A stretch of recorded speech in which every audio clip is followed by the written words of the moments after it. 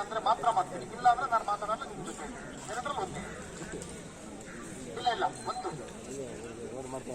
ನಿಮ್ಮೆಲ್ಲರದ್ದು ಒಂದು ವಾಯ್ಸ್ ಬರಬೇಕು.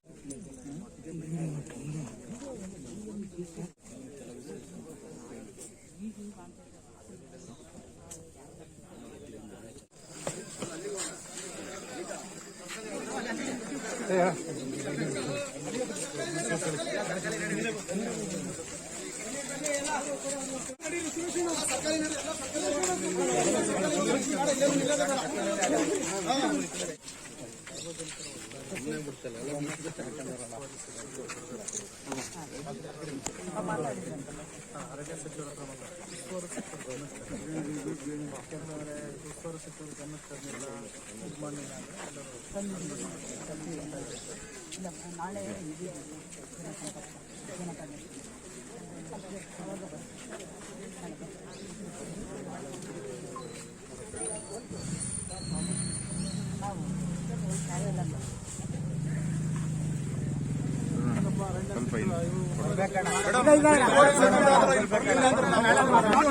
ಬಿಡಿ. ರಾತ್ರಿ ಬಂದಿದ್ದಾರೆ ಉಸ್ತುವಾರಿ ಸಚಿವರು, ರಾತ್ರಿ ಬಂದಿದ್ದಾರೆ.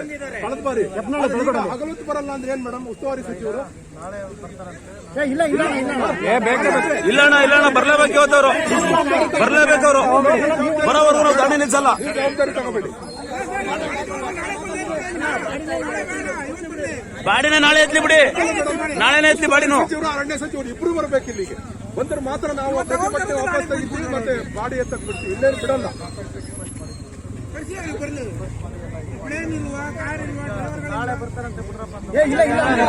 ಇಲ್ಲ ಬರ್ಲೇಬೇಕು, ಇವತ್ತೇ ಬರ್ಬೇಕವರು.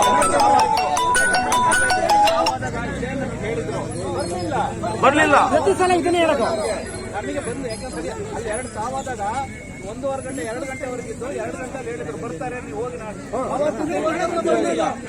ಏನ್ ಸರ್ ಅದು ಕಲ್ಲು ಹೊಡೆದು ಬಿದ್ದೋದ ತಕ್ಷಣ ಮುಗಿತೋದು. ನಮ್ಗೆ ಬರ್ಲಿಲ್ಲ ಅಂದ್ರೆ ನಮ್ಗೆ ಶಾಶ್ವತ ಪರಿಹಾರ ಬೇಕು ಸರ್. ಈಗ ಸರ್ ಅಲ್ಲಿ ಹೋದ್ರೆ ಏನ್ ಹೇಳ್ತಾರೆ ಗೊತ್ತಾ ಸರ್? ಈಗ ಆನೆ ಇದಾಗಿದೆ, ನಿಮ್ಗೆ ಪರಿಹಾರ ಕೊಡ್ತೀವಿ ಅಂತ ಹೇಳ್ತಾರೆ ಸರ್. ಅದೇ ಪರಿಹಾರ ನಮ್ಗೆ ಶಾಶ್ವತ ಪರಿಹಾರ ಅಂದ್ರೆ ಇಲ್ಲೇನ ಆನೆನ ಇಲ್ಲಿಂದ ಲಿಫ್ಟ್ ಮಾಡಬೇಕು. ಅದಕ್ಕೇನು ಅಲ್ಲಿ ಹೋದ ತಕ್ಷಣ ಹೇಳ್ತಾರೆ ನಾವು ಬ್ಯಾರಿಕೇಡ್ ಹಾಕ್ತೀವಿ, ಎಲೆಕ್ಟ್ರಿಕ್ ಫೆನ್ಸ್ ಮಾಡ್ತೀವಿ. ಕನಸು 500,000 ಕೋಟಿ ಬೇಕು. 500,000 ಕೋಟಿ ಏನ್ ಮಾಡಿದ್ದಾರೆ? 2 ಕೋಟಿ ಕೊಡ್ತಾರೆ. ಎಲ್ಲಿ ಬೇಲಿ ಮಾತಾಡ್ತಾರೆ. ಬನ್ನಿ ಎಲ್ಲ ಅಲ್ಲಿ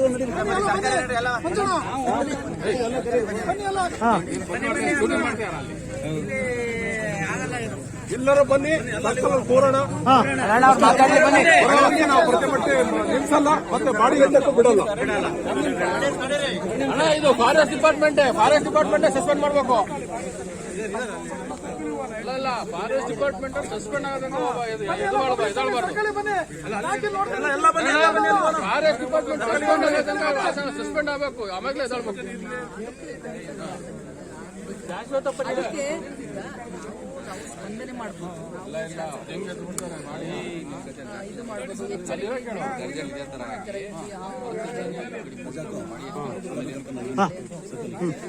ಬಾಡಿನ ಎತ್ಕೊ ಬಂದ್ರೆ ಬಾಡಿನ ಮೇಡಮ್ ನಾವೊಂದು 3 ಸರಿ ಮೆಮೊರಾಂಡಮ್ ಕೊಟ್ಟಿದ್ವಿ. 4-5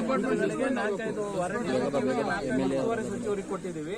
ಅವ್ರು ಯಾರು ನಮ್ಗೆ ಇಲ್ಲಿವರೆಗೂ ಏನ್ ಮಾಡಲ್ಲ. ಅವತ್ತು ಅಲ್ಲಿ ಹೋದಾಗ ಹೇಳ್ಕೊಳ್ತಾವೆ, ಬ್ಯಾರಿಕೇಡ್ ಮಾಡ್ತಾರೆ. ನೀವು ಆನೆನಾರ ಸಾಕಿ, ನಾಯಿನಾರ ಸಾಕಿ, ಹುಲಿನಾರ ಸಾಕಿ. ನಾವು ಟೌನ್ ಅಲ್ಲಿ ಕಲ್ಲಂಗಡಿ ಹಣ್ಣು ಕಡಲೆಕಾಯಿ ಮಾರ್ಕೊಂಡಿರ್ತೀವಿ. ಶಾಶ್ವತ ಪರಿಹಾರ ನಮಗೆ ಕೊಟ್ಟು ಇಲ್ಲ ಮೇಡಮ್. ದಯಮಾಡಿ ಆತರ ವರದಿ ಕೊಡಿ. 79ನೇ ಬಲ್ಲಿ 80ನೇ ಅಂದ್ರೆ ಯಾರು ನಾನು ಮಾತಾಡೋದಿಲ್ಲ. ಸುರೇಶಣ್ಣ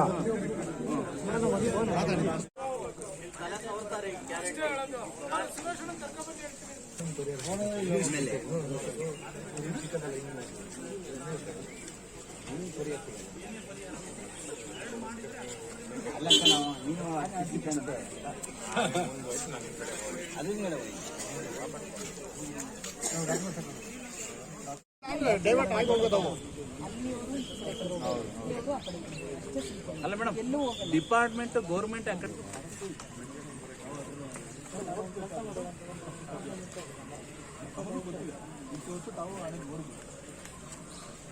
ಸರ್ ಈಗ ಒಂದ್ ನಿಮಿಷ ಸರ್, ಯಾಕೆ ಆನೆ ಬರ್ತಿದೆ ಅಂತ ಫಸ್ಟ್ ಸ್ಟಡಿ ಮಾಡಿಸಿ ಸರ್. ನಾವು ಇಡೀ ನೀವು ಈ ಮುತ್ತೋಡಿಗೆ ಹೋಗಿ, ನಾಗರಹೊಳೆಗೆ ಹೋಗಿ, ಎಲ್ಲ ತಕ್ಕ ಹೋಗಿ, ಯಾವುದೇ ಫಾರೆಸ್ಟ್ ಅಲ್ಲಿ ಒಂದು ಕೆರೆ ಇಲ್ಲ, ಆನೆ ತಿನ್ನಂತ ಹುಲ್ಲಿಲ್ಲ, ಆನೆ ತಿನ್ನಂತ ಬಿದಿರಿಲ್ಲ, ಆನೆ ಸರ್ ನಮ್ಮ ಪ್ಲಾಂಟೇಶನ್ ಯಾಕೆ ಬರ್ತಿಲ್ಲ ಆನೆ ಬರಲ್ಲ? ಯಾಕೆ ಬರೋದು ಅಂದ್ರೆ ಹೊಟ್ಟೆಗಾಗಿ ನೀರಿಗಾಗಿ ಎರಡಕ್ಕೆ ಬರ್ತವೆ. ಇವ್ರು ಅದನ್ನ ಮಾಡ್ತಾ ಇಲ್ಲ ಫಾರೆಸ್ಟ್ ಅಲ್ಲಿ. ಫಸ್ಟ್ ಅದನ್ನ ಮಾಡ್ಬೇಕು. ನೀವು ಫಾರೆಸ್ಟ್ ಅಲ್ಲಿ ನೀವು ಎಲ್ಲೇ ಹೋಗಿ ಬರೀ ಸಿಮೆಸಿಗೆ ಬೆಳೆದಿದೆ, ಅದು ತಿನ್ನ ಅಂತ ಹುಲ್ಲು ಬರಲ್ಲ. ನೇಪಿಯರ್ ಅಂತ ಹುಲ್ಲು ಬರುತ್ತೆ, ಹಿಂದೆಲ್ಲ ನೇಪಿಯರ್ ಬೆಳೆಯೋರು ಅದನ್ನ ಬೆಳೀತಾ ಇಲ್ಲ. ನೀವು ಯಾವುದೇ ಫಾರೆಸ್ಟ್ ಸಿಮೆಸಿಗೆ ಬೆಳೆದಿದೆ, ಟೀಕ್ ಬೆಳೆಸಿ, ಜಾಗದ ಮರ, ಬೀಟೆ ಮರ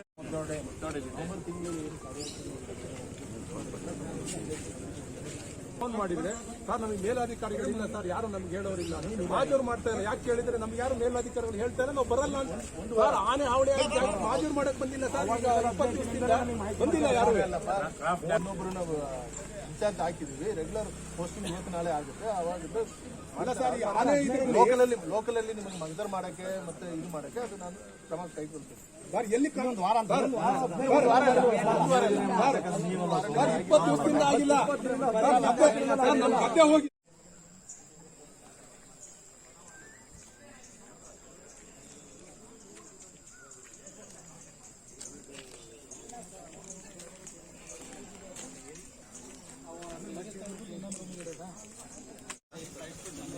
ಅಲ್ಲ ನೀವು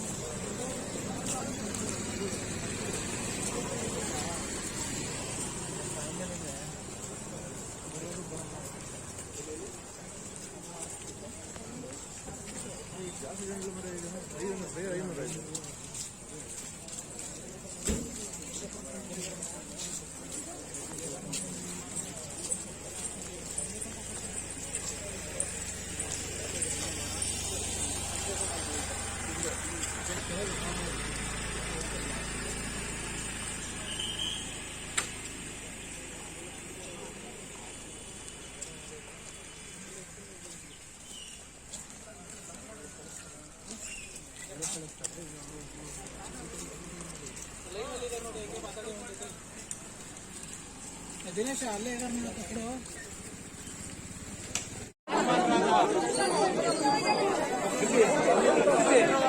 ಆತ್ಮಹತ್ಯೆ ಶಾಂತಿಯನ್ನು ಬಯಸುತ್ತಾ ಇವತ್ತು ನಮ್ಮ ಬೇಡಿಕೆ ಇದ್ರೆ ಮಾನ್ಯ ಶಾಸಕರು, ಮಾನ್ಯ ಜಿಲ್ಲಾಧಿಕಾರಿಗಳು ಹಾಗೂ ವರಿಷ್ಠಾಧಿಕಾರಿಗಳು, ತಾಲೂಕಿನ ದಂಡಾಧಿಕಾರಿಗಳು ಸೇರಿದಂತೆ ಎಲ್ಲ ರೈತ ಬಾಂಧವರು ಎಲ್ಲಿದ್ದೀರಾ? ಎಲ್ಲರ ಬೇಡಿಕೆ ಒಂದು ಮೇಡಮ್, ಇದಕ್ಕೆ ಶಾಶ್ವತ ಪರಿಹಾರ ಬೇಕು. ಪರಿಹಾರ ಯಾರೂ ಬಯಸ್ತಾ ಇಲ್ಲ. ಏನು 15 ಲಕ್ಷ ತಿಳ್ಕೊಳ್ಳೋಕ್ಕೆ ನಮ್ಮ ಅರಣ್ಯ ಬಂದಿದ್ದಾರೆ, ಪರಿಹಾರ ತಗೊಳ್ಳಕ್ಕೆ ಯಾರು ಇಲ್ಲ ಮೇಡಮ್. ಶಾಶ್ವತ ಪರಿಹಾರ ಬೇಕು. ಎಲ್ಲ ಇಲ್ಲಿ ಜೋಳಿಗೆ ನಾವು ಚಂದ ಎತ್ತಿ ಇನ್ನೂ 5 ಲಕ್ಷ ಸೇರಿ ಕೊಟ್ಕೊಡ್ತೀವಿ ಮೇಡಮ್. ಆನೆಯನ್ನು ಸ್ಥಳಾಂತರ ಮಾಡಿ, ದಯಮಾಡಿ ಆ ನಿಟ್ಟಿನಲ್ಲಿ ತಾವು ಶಾಸಕರಿದ್ದೀರಿ, ಅರಣ್ಯ ಸಚಿವರು ಜೊತೆಗೆ ಉಸ್ತುವಾರಿ ಸಚಿವರು ಬರಲೇಬೇಕು. ಹಾಗಾಗಿ ದಯಮಾಡಿ ಬರಲೇಬೇಕು ಅನ್ನೋ ಒತ್ತಾಯ ಇದೆ. ಹಾಗಾಗಿ ಅದ್ರ ಬಗ್ಗೆ ಮಾಡಬೇಕು. ಜೊತೆಗೆ ನಮ್ಮ ಕರ್ನಾಟಕ ಕಾಫಿ ಬೆಳೆಗಾರರ ಒಕ್ಕೂಟದ ಪ್ರಧಾನ ಕಾರ್ಯದರ್ಶಿಗಳು ಮಾತಾಡಬೇಕು. ದಯಮಾಡಿ ಒಂದು ನಿಮಿಷ. 23 ವರ್ಷ ಆಯ್ತು ಇವರಿಗೆ. 2002 ಕೂಡ ನಮಗೆ ಶುರುವಾಗಿತ್ತು. ಇವತ್ತಿಗೆ ಸಾಮಾನ್ಯ 86 ಜನ ಬೆಳೆಗಾರರು ನಮ್ಮ ಭಾಗದಲ್ಲಿ ತೀರ್ಕೊಂಡು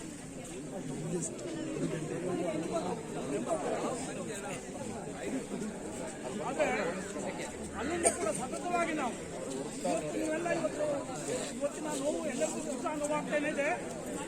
ಇದಕ್ಕೆ ಪರಿಹಾರ ಆಗ್ಬೇಕು ಅಂತ ಹೇಳ್ಬಿಟ್ಟು ನಾವು ಹೋರಾಟ ಮಾಡ್ತಾನೆ ಇದ್ದೀವಿ. ಸರ್ಕಾರಗಳು ಸ್ಪಂದಿಸ್ತಾನೆ ಇಲ್ಲ.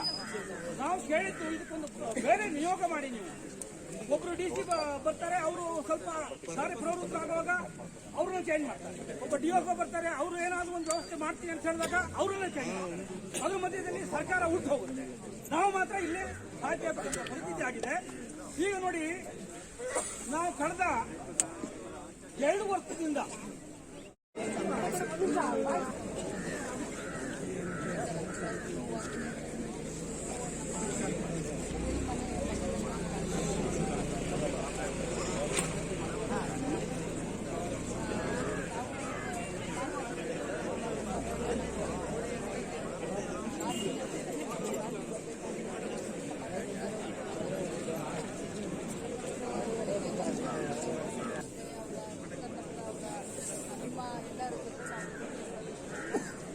ಮಾನ್ಯ ಉಸ್ತುವಾರಿ ಸಚಿವರು ಇವತ್ತು ಕ್ಯಾಬಿನೆಟ್ ಈಗ ಬೆಳಿಗ್ಗೆ ನಾವು ಮಾನ್ಯ ಅರಣ್ಯ ಸಚಿವರು ಮಾನ್ಯ ಅರಣ್ಯ ಸಚಿವರು ಮಾನ್ಯ ಉಸ್ತುವಾರಿ ಸಚಿವರು ಮೊನ್ನೆ ಬಂದರು 3ನೇ ತಾರೀಕು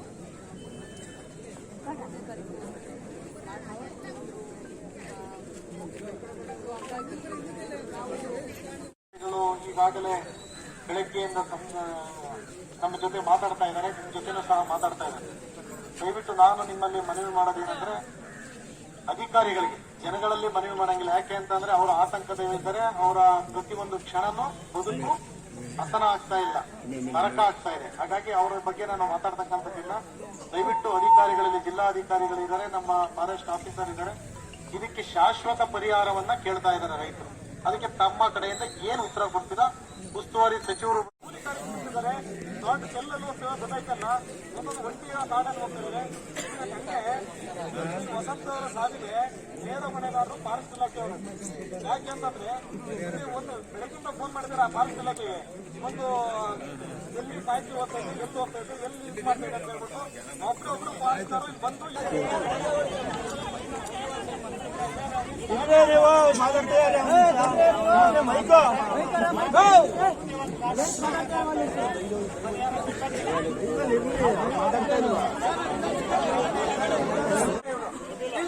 ಏನು ವರದಿ ಕೊಡೋದೇ ಇಷ್ಟೆಲ್ಲ ಮೂಲ ಕಾರಣ ಅಂತ ಹೇಳಿದ್ರೆ ಜಿಲ್ಲಾಧಿಕಾರಿಗಳು ಜಿಲ್ಲೆಯಿಂದ ಏನು ವರದಿ ಹೋಗಿದೆ.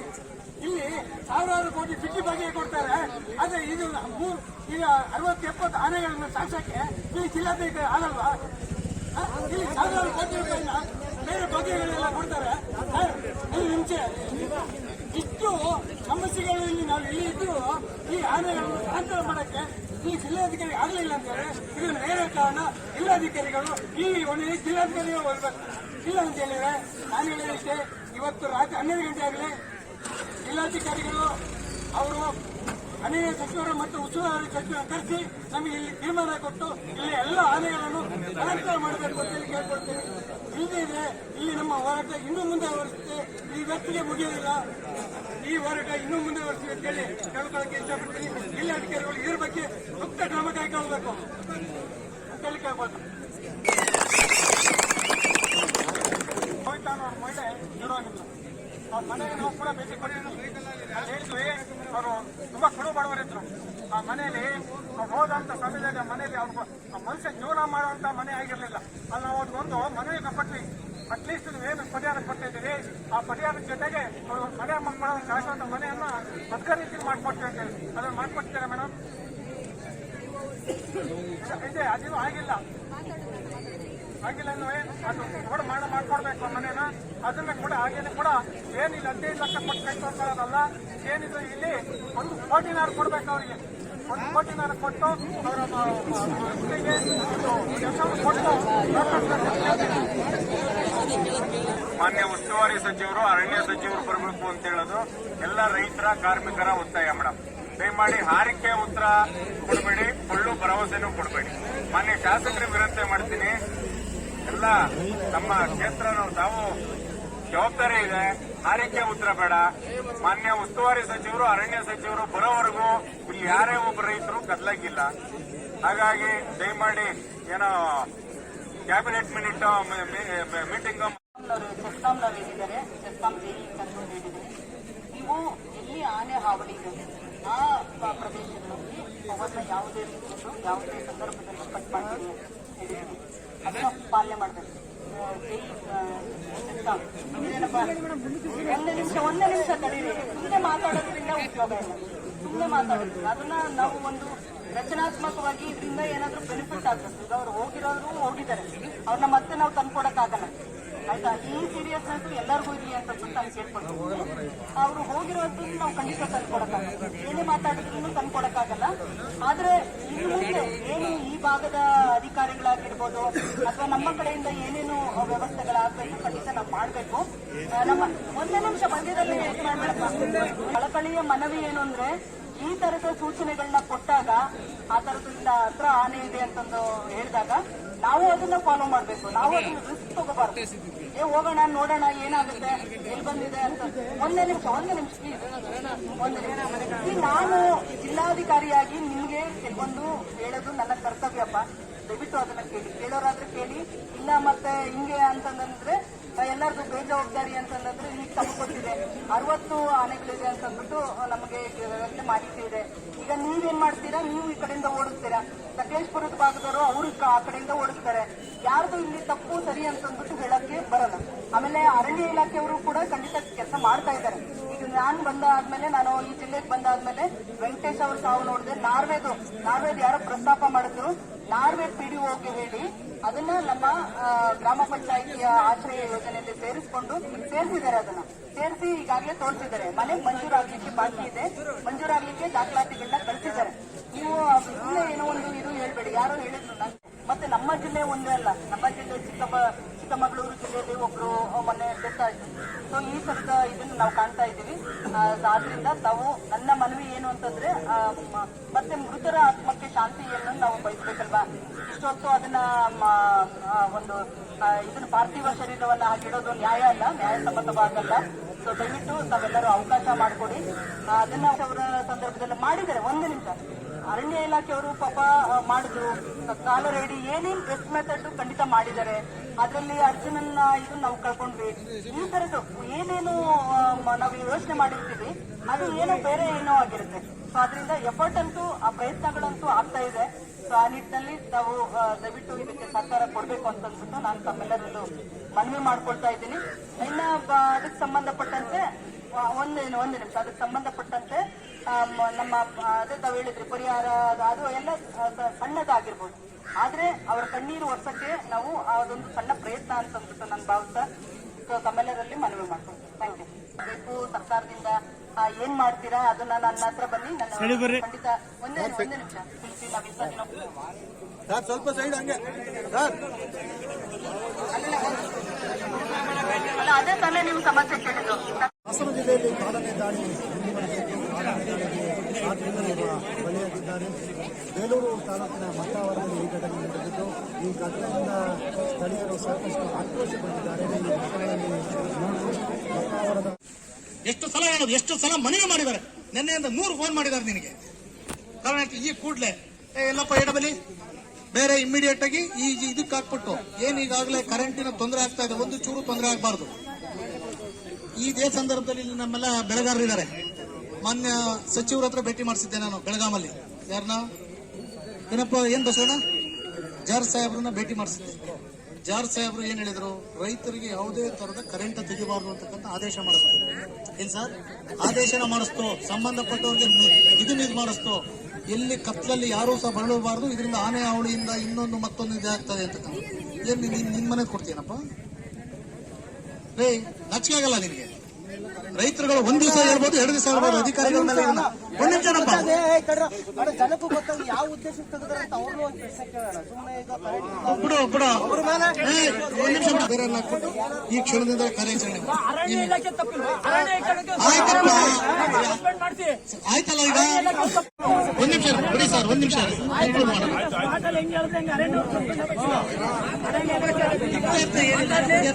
ಬಂದ ಸಸ್ಪೆಂಡ್ ಮಾಡಿಸ್ತೀವಿ. ಏನ್ ಮಾಡ್ತೀವಿ, ಕೆಲಸ ಮಾಡ್ಕೊಂಡು ಹೋಗ್ತೀಯಾ?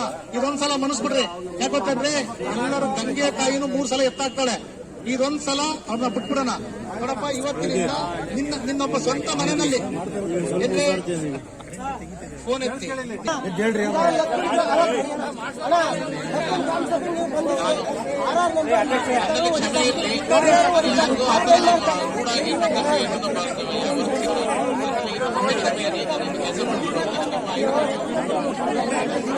ಕಾರ್ಯನಿರ್ವಹಿಸ್ತೀನಿ. ಬೆಂಗಳೂರಿಗೆ ಒಂದು MSS ಕೂಡ ಅವರೇ ಮಾಡ್ತಾರೆ, ಅದನ್ನು ಕೂಡ ಮಾಡ್ತಾರೆ. ಈಗ ಅವರು ರಿಕ್ವೆಸ್ಟ್ ಮಾಡಿದ್ದಾರೆ, ಅವ್ರಿಗೂ ಒಂದು ಮಾನವೀಯತೆ ದೃಷ್ಟಿಯಿಂದ ನಾವು ಎಲ್ಲರೂ ದೊಡ್ಡವರಾಗೋಣ, ಚಿಕ್ಕವರಾಗಬಾರ್ದು.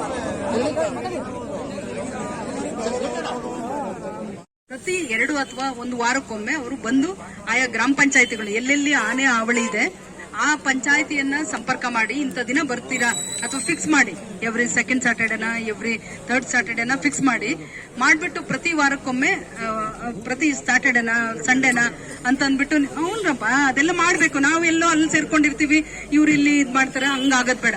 ಸೊ ಬಹಳ ನನಗೂ ಇಮೋಷನಲಿ ಕನೆಕ್ಟೆಡ್. ಸೊ ದಯವಿಟ್ಟು ಅವ್ರದ್ದು ಪಾರ್ಥಿವ ಶರೀರವನ್ನ ಅಂತ್ಯಕ್ರಿಯೆ ಮಾಡ್ಲಿಕ್ಕೆ ತಾವೆಲ್ಲರೂ ಸಹಕಾರ ಕೊಡ್ತೀರಾ ಅಂತ ಅಂದ್ಬಿಟ್ಟು ಹೇಳ್ತಾ, ಸೊ ಈ ಸಂದರ್ಭದಲ್ಲಿ ಇದಕ್ಕಿಂತ ನಾವು ಸುಮ್ಮನೆ ಬಣ್ಣ ಕಟ್ಟಿ ಏನೋ ಒಂದು ಹೇಳಿ ಹೋಗುವಂಥದ್ದಲ್ಲ. ಸೊ ಅದು ಆಗಲ್ಲ. ತಾವೆಲ್ಲರೂ ಇದನ್ನ ಮನ್ನಿಸ್ತೀರಾ. Thank you. ಎಲ್ಲರೂ ಸೇರಿ ಶಿಫಾರಸು ಮಾಡೋಣ. ಎಲ್ಲರಿಗೂ ಧನ್ಯವಾದಗಳು. ದಯವಿಟ್ಟು ನಮ್ಮ ಪ್ರೀತಿ ವಿಶ್ವಾಸದಿಂದ ನಿನ್ನೆ ರಾತ್ರಿ 6 ಗಂಟೆಯಿಂದ ಸತತ ಗೌರವವನ್ನು ಕೊಟ್ಟು ತಾವೆಲ್ಲರೂ ಸಹ ತುಂಬಾ ಸಾವಧಾನವಾಗಿ ಪ್ರೀತಿ ವಿಶ್ವಾಸದಿಂದ ಇದ್ದೀರಾ. ನಿಮ್ಮೆಲ್ಲರಿಗೂ ಸಹ ನಾನು ನನ್ನ ಅನಂತ ಧನ್ಯವಾದಗಳನ್ನ ಅರ್ಪಣೆ ಮಾಡ್ತೀನಿ. ಜೈ ಹಿಂದ್. ಯಾರದು ಬಿಸಿ ಮೇಡಮ್, ಮುಂದೆ ಬನ್ನಿ ಮೇಡಮ್.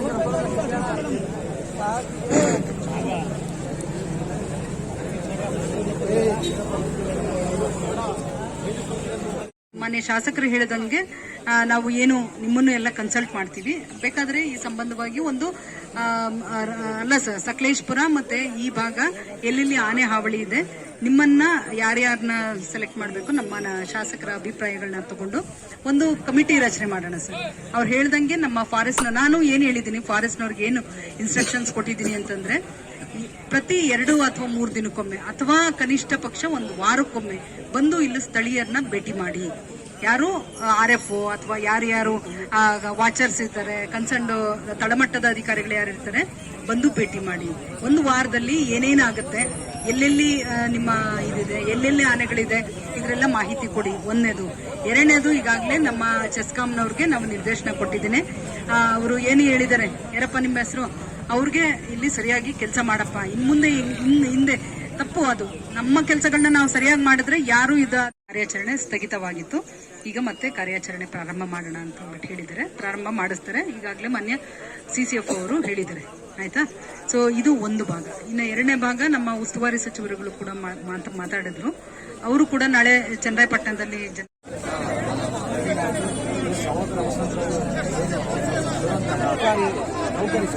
ಗೌರ್ಮೆಂಟ್ ಜಾಬ್ ಸಿಗಬೇಕು. ಆನೆ ಕಾರಿಡಾರ್ ಶಾಶ್ವತವಾಗಿ ಕಟ್ಟಡದಲ್ಲಿ ಏನು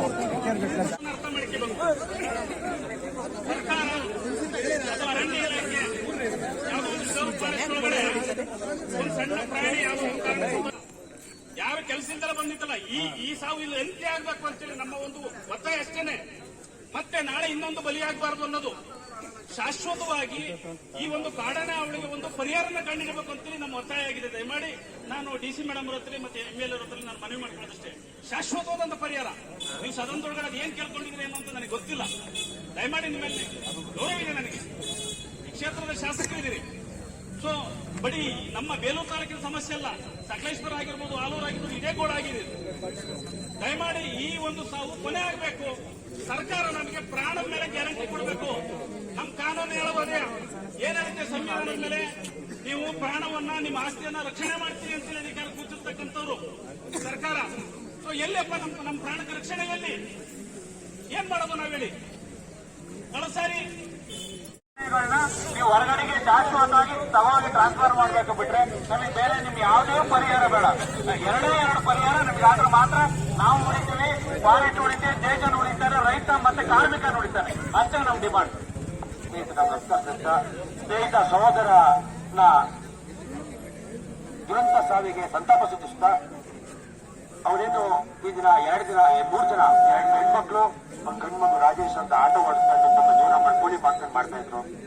ಎಲ್ಲ ಬೆಳೆಗಾರರ ಬಗ್ಗೆ ಮಾತಾಡ್ತಾರೆ. ಮೂಲಿ ಕಾರ್ಮಿಕರು ಅತ್ಯಂತ ಶೋಚನೀಯ ಪರಿಸ್ಥಿತಿ ನಮ್ ಇಕೋನೊಮಿ. ಯಾವುದೇ ಇಲಾಖೆ ತಗೊಳ್ಳಿ ನೀವು, ಬರೀ ಆರೋಗ್ಯ ಇಲಾಖೆ ಅಂತಲ್ಲ, ಆರೋಗ್ಯ ಇಲಾಖೆ, ಅರಣ್ಯ ಇಲಾಖೆ, ಕೆಇಬಿ, ರೆವಿನ್ಯೂ ಇಲಾಖೆ, ಎಲ್ಲೋದ್ರೂ ನಾವೇನ್ ಗೊತ್ತಾ, ಏನು ಕೂಲಿ ಕಾರ್ಮಿಕರು ಶೋಷಿತರಿದ್ದಾರೆ, ಇವ್ರಿಗೆ ಡೈಲಿ ತೊಂದರೆ ಆಗ್ತಾನೆ ಇದ್ದಾವೆ. ನನ್ನ ಒತ್ತಾಯ, ಮೊದಲನೇ ಒತ್ತಾಯ, ಏನ್ ನಮ್ಮ ಸಹೋದರ ವಸಂತದ್ದು ದುರಂತ ಸಾವಾಗಿದೆ, ಅವರಿಗೆ 25 ಲಕ್ಷ ಸರ್ಕಾರ ಅವರಿಗೆ ಸಹಾಯಧನ ಕೊಡಬೇಕು. ಆಮೇಲೆ ಅವ್ರ ಕಂಪ್ನಿಗೆ ಗೌರ್ಮೆಂಟ್ ಕೆಲಸ ಕೊಡಬೇಕು. ಆಮೇಲೆ ಈ ಭಾಗದಿಂದ ಇಲ್ಲಿಂದ 5 ವರ್ಷದ ಬಾದಿಪುರ ಶಾಲೆಗೆ 70 ಮಕ್ಕಳು ದಿನ ಒಂದು 2 ಮನೆ ಮಕ್ಕಳು ನಡ್ಕೊ ಬಂದು ಅವ್ರ ಮನೆಯವರು ಕೂಡ ನಡೆಯುತ್ತಾರೆ. ಅವ್ರಿಗೆಲ್ಲ ನಂಬಿಕೆ ಸಹ ಈ ಅವೈಜ್ಞಾನಿಕ ಎತ್ತಿನೊಳೆ ಯೋಜನೆಗಳನ್ನ ಮಾಡಿ ಅಂಗಡಿ ಇದ್ದಂತ ಆನೆಗಳು, ಆಮೇಲೆ ಈ ಅರಣ್ಯ ಇಲಾಖೆ, ಸರ್ಕಾರ ಇರ್ಬೋದು, ಅವಕ್ಕೆ ಸರಿಯಾಗಿ ಬೇವು ಸೃಷ್ಟಿ ಮಾಡಲ್ಲ. ಆನೆನ ನಾವು ದೂರ ಪ್ರಯತ್ನ ಇಲ್ಲ, ಅವು ನಮ್ದು ಇಷ್ಟುದ್ದ ಹೊಟ್ಟೆ, ಅವು ಮಾರುತ್ತ ಹೊಟ್ಟೆ, ಇಷ್ಟುದ್ದ ಹೊಟ್ಟೆಗೆ ನಾವು ಸಂಜೆ ನರ್ಕ ಸಾಯ್ತೀವಿ, ಮನೆಯಲ್ಲಿ ಏನೇನೋ ಮಾಡ್ತಾರೆ. ಆಯ್ತಾ? ಇದಕ್ಕೆ ಶಾಶ್ವತ ಪರಿಹಾರ ಆಗಬೇಕು. ಬರೀ ಹೇಳಿಕೆ ಆಗಬಾರ್ದು. ಇಲ್ಲಿ